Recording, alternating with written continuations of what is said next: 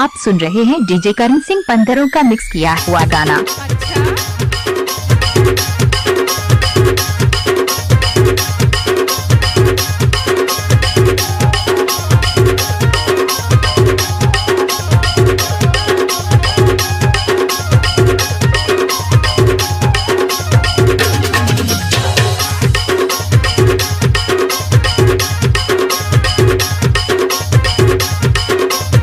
DJ Karan Singh.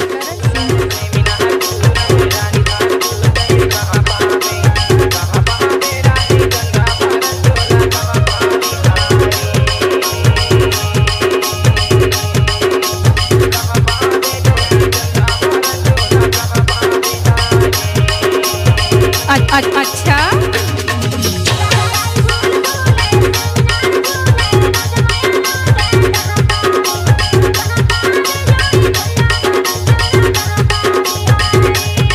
DJ Karan mix Jhiriya Tola. Tola